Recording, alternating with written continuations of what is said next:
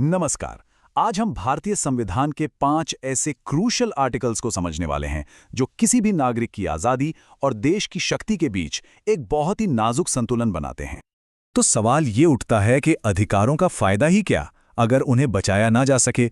आज हम इसी कहानी को समझेंगे कि हमारा संविधान हमें सिर्फ अधिकार ही नहीं देता बल्कि उन्हें बचाने के लिए एक ढाल भी देता है और साथ ही ये भी बताता है कि इस ढाल को कब और क्यों थोड़ा नीचे किया जा सकता है।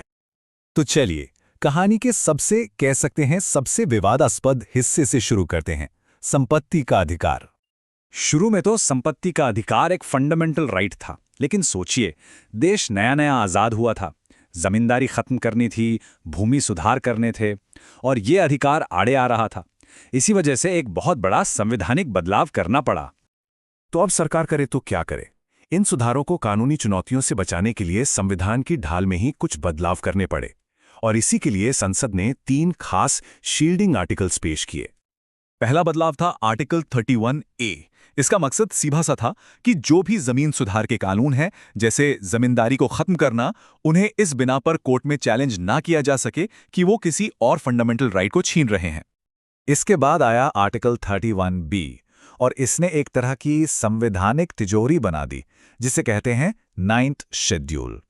अब फंडा यह था कि जो भी कानून इस तिजोरी में डाल दिया गया वो थियोरेटिकली हर तरह की कानूनी चुनौती से सेफ हो गया।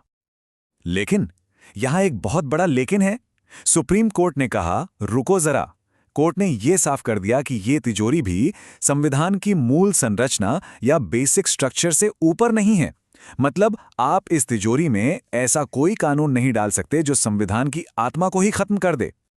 और यहीं पर वो बैलेंसिंग एक्ट साफ दिखता है।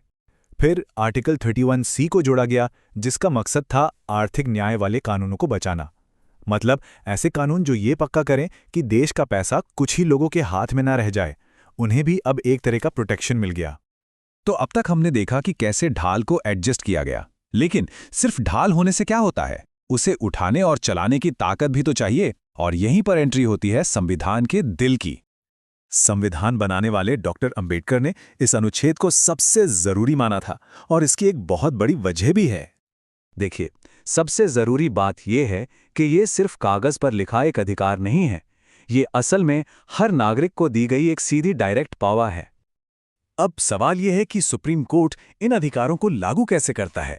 इसके लिए उसके पास हैं 5 बहुत पावरफुल टूल्स, जिन्हें रिट कहते हैं, और हर एक का एक खास काम है, लेकिन मकसद एक ही है, न्याय दिलाना। पर ये जो इतनी मजबूत ढाल है ना, ये भी एब्सोल्यूट नहीं है। संविधान खुद मानता है कि कभी-कभी देश की सुरक्षा और व्यवस्था के लिए व्यक्तिगत अधिकारों को बैलेंस करना जरूरी हो जाता है। यहां 2 अलग-अलग सिचुएशंस को समझना जरूरी है। आर्टिकल 33 तो सिर्फ आर्म्ड फोर्सेस और इंटेलिजेंस एजेंसीज जैसे खास लोगों पर लागू होता है ताकि उनमें डिसिप्लिन बना रहे। वहीं आर्टिकल 34 किसी खास इलाके में आम नागरिकों पर लागू हो सकता है, लेकिन सिर्फ तब जब वहां मार्शल लॉ यानी सैन्य शासन लगा हो। और आखिर में आता है आर्टिकल 35। ये आर्टिकल ये पक्का करता है कि फंडामेंटल राइट से जुड़े कुछ बहुत जरूरी मामलों पर कानून बनाने का हक सिर्फ और सिर्फ देश की संसद के पास होगा, किसी राज्य के पास नहीं। ऐसा इसलिए ताकि पूरे देश में एक रूपता बनी रहे।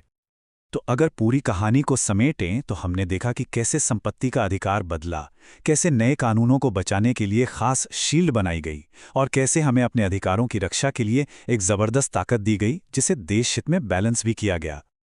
ये सारे अनुच्छेद हमें एक बात साफ साफ दिखाते हैं कि हमारा संविधान कोई पत्थर की लकीर नहीं है। ये एक जिंदा दस्तावेज है जो लगातार इवॉल्व हो रहा है।